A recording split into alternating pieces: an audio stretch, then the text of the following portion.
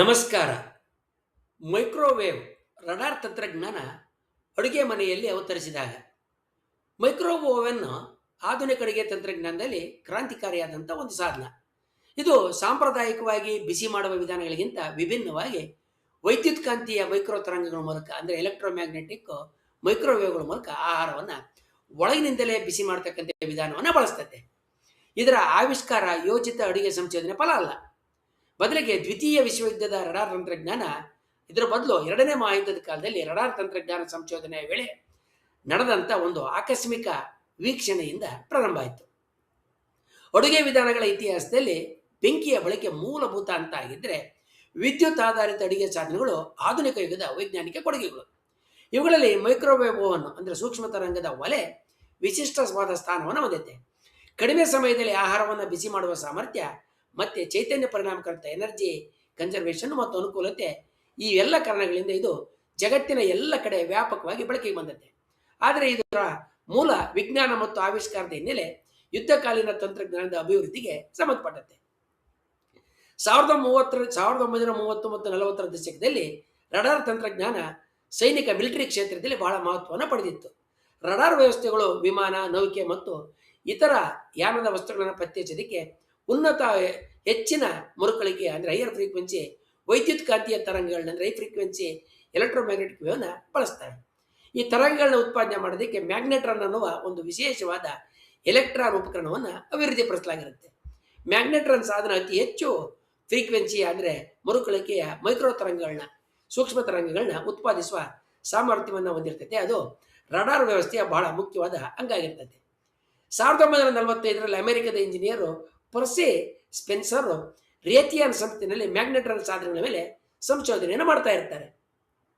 ಅವರು ಒಂದೇ ದಿವಸ ಕೆಲಸ ಮಾಡ್ತಾ ಇರಬೇಕಾದ್ರೆ ಮ್ಯಾಗ್ನೆಟ್ರಾನ್ ಹತ್ತಿರ ನಿಂತಿರಬೇಕಾದ್ರೆ ಅವರ ಜೇಬಿನಲ್ಲಿದ್ದಂಥ ಚಾಕ್ಲೇಟು ಕರಗಿರೋದನ್ನು ಅವರು ಗಮನಿಸ್ತಾರೆ. ಈ ಘಟನೆ ಅವರಿಗೆ ಬಹಳ ಕುತೂಹಲವನ್ನು ಹುಟ್ಟಿಸುತ್ತೆ. ಅವರು ಕ್ರಮಬದ್ಧ ಪ್ರಯೋಗಗಳನ್ನು ಕೈಗೊಳ್ತಾರೆ. ಮೆಕ್ಕೆಜೋಳದ ಕಾಳುಗಳನ್ನು ಮೈಕ್ರೋ ತರಂಗದ ಹತ್ತಿರ ಇಟ್ಟಾಗ ಅವು ಸಿಡಿದು ಪಾಪ್ಕಾರ್ನ್ ಆಗ್ತವೆ. ಮೊಟ್ಟೆಯನ್ನು ಇಟ್ಟಾಗ ಅದು ಒಳಗಿನ ಒತ್ತಡದಿಂದ ಸಿಡಿಯುತ್ತೆ. ಈ ಪ್ರಯೋಗಗಳ ಮೂಲಕ ಮೈಕ್ರೋ ತರಂಗಗಳ ಸೂಕ್ಷ್ಮ ತರಂಗಗಳು ಮೈಕ್ರೋವೇವ್ಸು ಆಹಾರದ ಒಳಗಿರುವ ಅಣುಗಳನ್ನು ಚುರುಕುಗೊಳಿಸಿ ಬಿಸಿ ಮಾಡಿ ಬಿಸಿಯನ್ನು ಉಂಟು ಮಾಡ್ತವೆ ಅನ್ನೋದನ್ನು ದೃಢವಾಗಿ ತಿಳಿಸ್ತವೆ. ಸೂಕ್ಷ್ಮ ತರಂಗಗಳು ಅಂದರೆ ಮೈಕ್ರೋವೇವ್ಸು ವಿದ್ಯುತ್ ಕಾಂತೀಯ ವರ್ಗದ ತರಂಗಗಳು ಅಂದರೆ ಮ್ಯಾಗ್ನೆಟಿಕ್ ವೇವ್ಸ್ ಆಗಿದ್ದು ಇವುಗಳ ಫ್ರೀಕ್ವೆನ್ಸಿ ರೇಡಿಯೋ ತರಂಗ ಮತ್ತು ಅವಗೆಂಪು ಇನ್ಫ್ರಾರೆಡ್ ತರಂಗಗಳ ನಡುವಿನ ವ್ಯಾಪ್ತಿಯಲ್ಲಿ ಬರುತ್ತೆ. ಮೈಕ್ರೋವೇವ್ನಲ್ಲಿ ಸಾಮಾನ್ಯವಾಗಿ 2.4 ಗೀಗಾಹರ್ಟ್ಸ್ನ ಫ್ರೀಕ್ವೆನ್ಸಿಯ ಅಂದರೆ ಮರುಕಳಿಕೆಯ ತರಂಗಗಳನ್ನ ಬಳಸಲಾಗ್ತದೆ. ಈ ತರಂಗಗಳು ಆಹಾರದ ಒಳಗಿರುವ ನೀರಿನ ಅಣುಗಳ ಮೇಲೆ ವೈದ್ಯುತ್ ಕಾಂತೀಯ ಕ್ಷೇತ್ರವನ್ನು ಪರಿಣಾಮಗೊಳಿಸ್ತವೆ. ನೀರಿನ ಅಣುಗಳು ದ್ವಿಧ್ರುವ ಸ್ವಭಾವ ಅಂದರೆ ಬೈಪೋಲಾರ್ ಸ್ವಭಾವ ಹೊಂದಿರೋದ್ರಿಂದ ಕ್ಷೇತ್ರದ ಬದಲಾವಣೆಗೆ ಅನುಗುಣವಾಗಿ ಅವು ವೇಗವಾಗಿ ತಿರುಗ್ತವೆ. ಈ ಚಲನೆಯಿಂದ ಅಣುಗಳ ನಡುವೆ ಘರ್ಷಣೆ ಹೆಚ್ಚುತ್ತೆ. ಈ ಘರ್ಷಣೆಯಿಂದ ತಾಪ ಉಷ್ಣ ಉತ್ಪತ್ತಿಯಾಗುತ್ತೆ.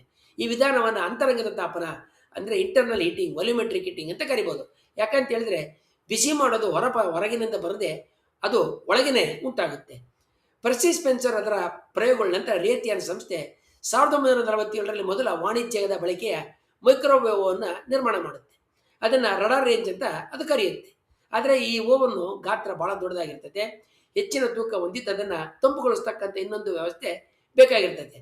ಮುಖ್ಯವಾಗಿ ಹೋಟೆಲು ಮತ್ತು ಕೈಗಾರಿಕಾ ಬಳಕೆಗಾಗಿ ಇದನ್ನು ಬಳಸ್ಬೋದು. ಸೀಮಿತ ಬಳಕೆಗೆ ಇದು ಸರಿಯಾಗಿರುತ್ತೆ. 1960ರ ದಶಕದಲ್ಲಿ ಎಲೆಕ್ಟ್ರಾನಿಕ್ಸ್ ಘಟಕಗಳು ಗಾತ್ರದಲ್ಲಿ ಕುಗ್ತವೆ. ಸುರಕ್ಷಿತ ಬಾಗಿಲಿನ ವ್ಯವಸ್ಥೆ, ವಿಕಿರಣ ನಿರೋಧಕ ಆವರಣ ಅಂದರೆ ರೇಡಿಯೇಷನ್ ಕಂಟ್ರೋಲಿಂಗ್ ಆವರಣಗಳು ಮತ್ತು ನಿಯಂತ್ರಿತ ಶಕ್ತಿ ಉತ್ಪಾದನೆ ತಂತ್ರಜ್ಞಾನ ಅಭಿವೃದ್ಧಿಯಾಗುತ್ತೆ. 1967ರ ನಂತರ ಮನೆಯ ಬಳಕೆಗೆ ಸೂಕ್ತವಾದಂಥ ಸಣ್ಣ ಮೈಕ್ರೋವೇವ್ ಓವನ್ಗಳು ಮಾರುಕಟ್ಟೆಗೆ ಬರ್ತವೆ.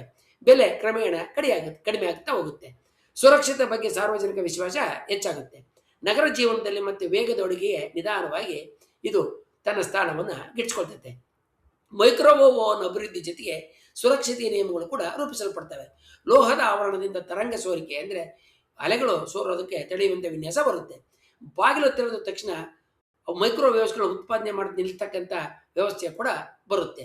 ನಿಯಂತ್ರಿತವಾದ ಶಕ್ತಿ ಮಟ್ಟಗಳು, ಮಾನದಂಡಕ್ಕೆ ಒಳಪಟ್ಟಂಥ ಪರೀಕ್ಷಾ ವಿಧಾನಗಳು ಇವು ಈ ಸಾಧನ ಮೈಕ್ರೋವೇವ್ ಓವನ್ ಬಳಕೆಯನ್ನು ಎಷ್ಟು ಸುರಕ್ಷಿತವಾಗಿ ಮಾರ್ಪಡಿಸ್ತವೆ.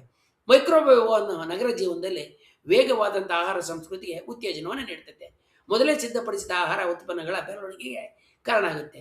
ಆಸ್ಪತ್ರೆ, ಪ್ರಯೋಗಾಲಯ ಮತ್ತು ಆಹಾರ ಕೈಗಾರಿಕೆಗಳಲ್ಲಿ ಇದರ ಉಪಯೋಗ ಹೆಚ್ಚಾಗುತ್ತೆ. ಶಕ್ತಿ ಪರಿಣಾಮಕಾರಿಯಾಗಿ ಪಾಪವನ್ನು ಪಡೆಯುವ ಒಂದು ವಿಧಾನವಾಗಿ ಕೂಡ ಇದು ಗುರುತಿಸಲ್ಪಡ್ತದೆ. ಮೈಕ್ರೋವೇವ್ ಆವಿಷ್ಕಾರ ಯುದ್ಧ ಕಾಲದ ರಡಾರ್ ಸಂಶೋಧನೆಯಿಂದ ಹೊರಬಂದ ಆಕಸ್ಮಿಕವಾದ ವೈಜ್ಞಾನಿಕ ಆವಿಷ್ಕಾರದ ಒಂದು ಅತ್ಯುತ್ತಮ ಉದಾಹರಣೆ. ಪ್ರೆಸಿಸ್ ಸ್ಪೆನ್ಸರ್ ಅವರ ಗಮನ, ಪ್ರಯೋಗದ ಮನೋಭಾವ ಮತ್ತು ತಂತ್ರಜ್ಞಾನದ ಅಳವಡಿಕೆಯಿಂದ ಇದು ಕೈಗಾರಿಕಾ ಸಾಧನದಿಂದ ಮನಬಳಕೆಯ ಸಾಮಾನ್ಯ ಉಪಕರಣವಾಗಿ ರೂಪಾಂತರಗೊಂಡು ಪ್ರತಿ ಮನೆಯಲ್ಲಿ ತನ್ನ ಜಾಗವನ್ನು ಗಿಟ್ಟಿಸಿಕೊಳ್ಳುತ್ತೆ. ಮೈಕ್ರೋವೇವ್ ಮತ್ತು ಸೂಕ್ಷ್ಮ ತರಂಗದ ಬಿಸಿ ಮಾಡುವ ತತ್ವ ಭೌತವಿಜ್ಞಾನ ಮತ್ತು ಇಂಜಿನಿಯರಿಂಗ್ ಜ್ಞಾನಗಳ ಸಮನ್ವಯವನ್ನು ಪ್ರತಿಬಿಂಬಿಸುತ್ತದೆ. ಇದು ಆಧುನಿಕ ತಂತ್ರಜ್ಞಾನ ಹೇಗೆ ನಾವು ನಿರೀಕ್ಷೆ ಮಾಡದ ರೀತಿಯಲ್ಲಿ ಕೆಲವೊಮ್ಮೆ ನಮ್ಮ ಬದುಕನ್ನು ರೂಪಿಸ್ತದೆ ಅನ್ನೋದಕ್ಕೆ ಸ್ಪಷ್ಟವಾದಂಥ ಉದಾಹರಣೆಯಾಗಿದೆ. ಮುಂದಿನ ವಿಡಿಯೋದಲ್ಲಿ ಹೀಗೆ ಆಕಸ್ಮಿಕವಾಗಿ ಕಂಡುಹಿಡಿಯಲ್ಪಟ್ಟ ಆದರೆ ನಮ್ಮ ಜೀವನದ ಆಧುನಿಕ ಬದುಕಿನಲ್ಲಿ ಹಾಸುಹೊಕ್ಕಾಗಿರುವ ಇತರ ಸಂಶೋಧನೆ ಮತ್ತು ಸಲಕರಣೆಗಳ ಬಗ್ಗೆ ತಿಳ್ಕೊಳ್ಳೋಣ. ವಂದನೆಗಳೊಂದಿಗೆ.